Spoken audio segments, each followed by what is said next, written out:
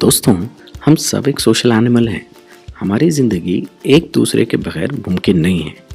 हमको लाइफ में चाहे फैमिली हो, फ्रेंड्स हो, वर्क हो, एक दूसरे पर डिपेंडेंसी ये हमारे वर्क या हमारे डे टू डे लाइफ का एक इम्पॉर्टेंट रूटीन है। अगर हम इसमें ऐसा महसूस करें कि शायद हम दोस्त बहुत आसानी से बना नहीं पा रहे हैं, ये काम हमारे लिए मुश्किल है, या कई बार हम बहुत आर्गुमेंट्स में लोगों से उलझ जाते हैं या डिबेट करने लगते हैं, लेकिन डिबेट के बाद भी हम ये देखते हैं दोस्तों कि हम अपनी बात पर लोगों को कन्विंस नहीं कर पा रहे हैं। हम कई मर्तबा अपने कलीग से, क्लाइंट से अपनी रिलेशनशिप को बेहतर करना चाहते हैं। ये सबकी इच्छा होती है दोस्तों। अगर हम ये सब करना चाहते हैं तो दोस्तों the best book that can help you out with this is Dale Carnegie's all time classic how to win friends and influence people.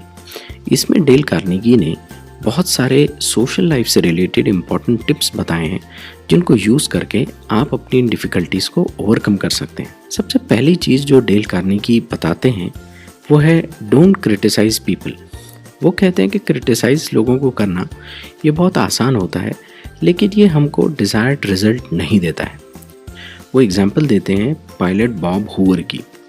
Pilot Bob Hoover एक एयर शो में लौटते समय उनके दोनों एयरक्राफ्ट के इंजन फेल हो गए। उन्होंने अपनी पूरी स्किल्स को यूज़ करके किसी तरह से सेफ लैंडिंग करवाई और सबको बचा लिया। रीज़न क्या था दोस्तों? रीज़न ये था कि उनके एयरक्राफ्ट में गलत फ्यूल भरा गया था। ये मैकेनिक की गलती थी।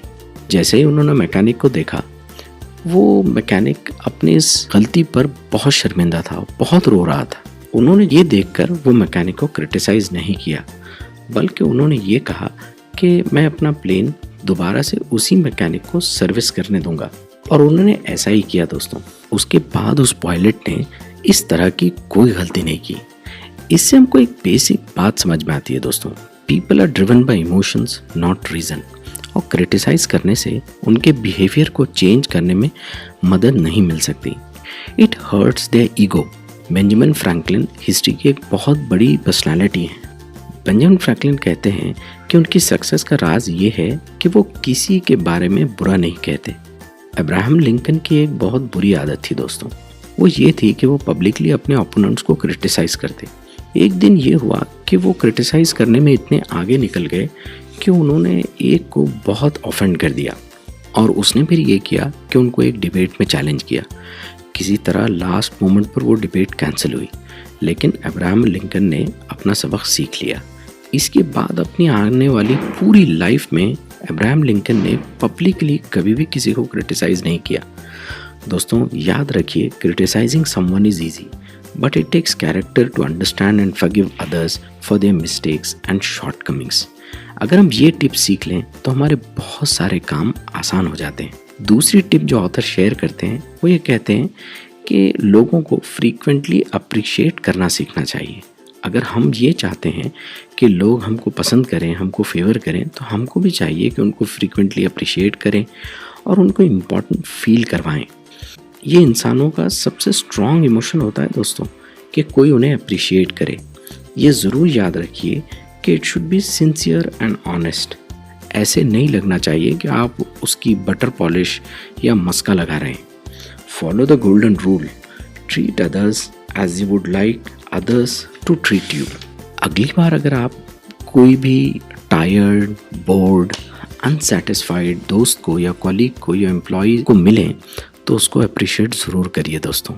इन शॉर्ट, मुन्ना भाई MBBS की लैंग्वेज में उसको जादू की झप्पी ज़रूर दीजिए, और आप देखेंगे कि आपके सोशल रिलेशनशिप्स में ड्रास्टिक ट्रांसफॉर्मेशन आ जाएगा। थर्ड टिप जो एक बहुत सिंपल सी टिप है दोस्तों, ऑथर कहते हैं फ्रीक्वेंटली स्माइल करना सीखिए। ये एक बहुत आसान सी चीज़ है। जब भी आप किसी को मिलें, ऑथर कहते हैं जस्ट मुस्कुराइए। न्यूयॉर्क के एक स्टॉक ब्रोकर थे विलियम स्टीनहार्ट। वो बहुत कम मुस्कुराते थे दोस्तों, और इस वजह से वर्क प्लेस पर, घर में या उनके कॉलीग्स के बीच में उनकी रिलेशनशिप बहुत स्ट्रेन थी। उन्होंने ऑथर की एक वर्कशॉप की, और वहाँ से उनको ये ऑथर ने एडवाइस की कि वो मुस्कुराना शुरू करें। पहले वो कभी नहीं मुस्कुराते थे दोस्तों, लेकिन ऑथर के एडवाइस पर फिर उन्होंने मुस्कुराना शुरू किया। और जो चेंजेस उनको मिले वो बहुत सरप्राइजिंग थे। दोस्तों, कोई नहीं चाहता कि जब वो किसी से मिले तो सामने वाले का चेहरा बहुत गुस्से वाला, बहुत एंग्शियस या चिड़चिड़ा हो। इसीलिए स्माइल हमारे सामने वाले के इमोशंस को चेंज करता है। जब उन्होंने नए दिन की शुरुआत की तो स्टेनहार्ट ने अपनी वाइफ को ग्रीट किया, स्माइल किया, फिर बिल्डिंग के वॉचमैन से स्माइल किया, बात की, फिर कैशियर से, फिर फेलो ट्रेडर से। नतीजा, लोग भी उनको देखकर मुस्कुराने लगे। विलियम कहते हैं कि पहले 2 महीनों में ही वो इतना खुश रहने लगे जितना साल भर नहीं रहे थे। फ्रेंड्स, ये स्टोरी हमको बताती है कि a smile can go a long way. Positive side effects of smiling. मुस्कुराना पॉजिटिव इमोशंस को हमारे अंदर जन्म देता है और ये एक 2 वे प्रोसेस है। जब भी हम बोर फील करें, हमको चाहिए कि हम कॉन्शियसली मुस्कुराएं, और कॉन्शियस मुस्कुराने से हमारे अंदर हम देखेंगे कि ऑटोमेटिकली पॉजिटिव इमोशंस फील होना शुरू हो जाएंगे। चौथी टिप जो ऑथर देते हैं वो ये कहते हैं कि लोगों को उनके नाम से पुकारिए। मुन्ना भाई एमबीबीएस में एक स्टोरी होती है दोस्तों। एक लड़की मुन्ना भाई से पूछती है कि वो जिस लड़के से शादी करने वाली है वो उससे मिलने वाली है, तो वो कैसे पहचाने कि लड़का अच्छा है या बुरा है। इसके बारे में वो उससे हेल्प मांगती है। दोस्तों, गांधी जी जो उसको टिप देते हैं मुन्ना भाई को, वो ये कहते हैं कि देखो कि वो वेटर को किस तरह से पुकारता है। क्या वो च कहकर उसको बुलाता है या नाम से या रिस्पेक्टेबल अंदाज में उसको संबोधित करता है। और यही स्टोरी से हमको भी सबक मिलता है दोस्तों कि लोगों के लिए उनका नाम एक बहुत इम्पॉर्टेंट चीज़ होती है। ऑथर लिखते हैं कि जिम फार्ले के फादर, उनकी डेथ बहुत अर्ली एज में हो गई दोस्तों, इसीलिए 10 साल की एज से उनको बैकयार्ड में काम करना पड़ा। बहुत ज़्यादा एजुकेशन भी नहीं ले पाए, लेकिन 46 इयर्स की एज तक पहुँचते पहुँचते वो डेमोक्रेटिक नेशनल कमेटी के पोस्ट मास्टर जनरल और चेयरमैन बने। फार्ले ने अर्ली लाइफ से ये समझ लिया था दोस्तों कि लोग अपने नाम को लेकर बहुत केयर करते हैं। लोगों को उनके नाम से संबोधित करना उनको जीतने का सबसे पावरफुल जरिया है। जब ऑथर जिम फार्ले से मिले तो ऑथर ने उनसे पूछा कि आपके बारे में ये कहा जाता है कि आपको 10,000 लोगों के नाम याद हैं।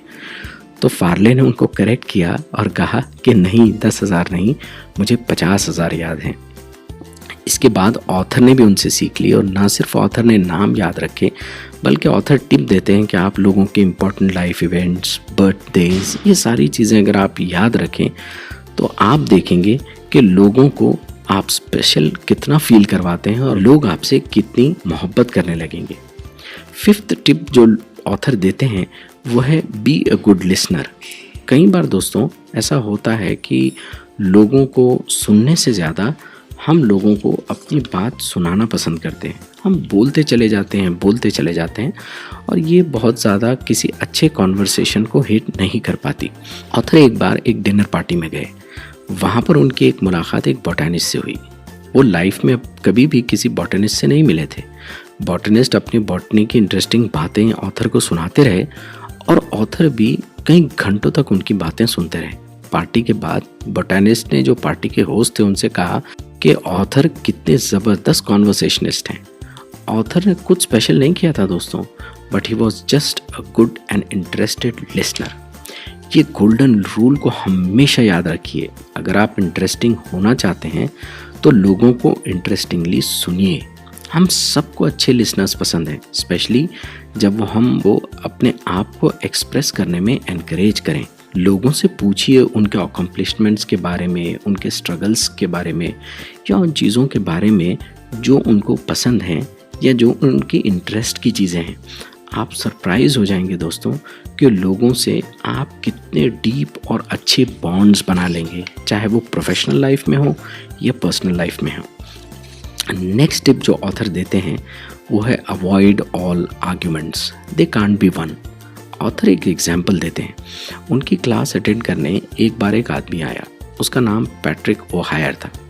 ये वाइट मोटर ट्रक्स का सेल्समैन था।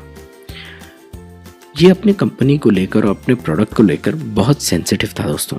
जब भी अपने कस्टमर्स के पास जाता और कस्टमर वाइट मोटर ट्रक्स की कोई नेगेटिव बात उसको बताते तो पैट्रिक ओहायर जो है, जब भी वो अपने कस्टमर्स के पास जाता और कस्टमर्स वाइट मोटर ट्रक्स के बारे में कोई नेगेटिव बात कहते तो वो हमेशा से दोस्तों उन कस्टमर्स को आर्ग्यूमेंट शुरू कर देता।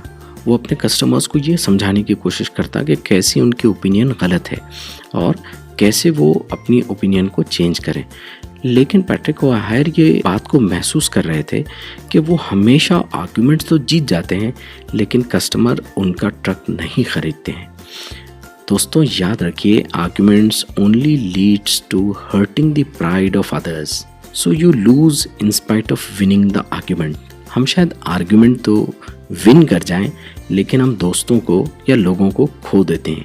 इसलिए ऑथर कहते हैं, जब भी हमारे आइडियाज से ऑपोजिट कोई आइडिया या बात हम सुने, we should not start arguing, बल्कि हमको डिसएग्रीमेंट्स को एक्सेप्ट करके उससे पॉजिटिविटी को तलाश करना चाहिए। दोस्तों यही कुछ टिप्स हैं जो ऑथर देते हैं एक सक्सेसफुल सोशल लाइफ के लिए या अच्छे फ्रेंड्स बनाने के लिए। ये ऐसी टिप्स हैं दोस्तों जो हमको ना सिर्फ कॉलेज में, पर्सनल लाइफ में, वर्क प्लेस पर, हर जगह हमको ये टिप्स सीखना चाहिए। तो आज की इस बुक में हमने इसी बुक रिव्यू को पेश किया। होप कि आपको आज का हमारा ये वीडियो पसंद आया होगा। अगर आपको हमारा वीडियो पसंद आया है तो आप इसको लाइक करें, हमारे चैनल को सब्सक्राइब करें और नोटिफिकेशन के बेल आइकन को ज़रूर दबाएं। मिलते हैं दोस्तों अगली वीडियो में।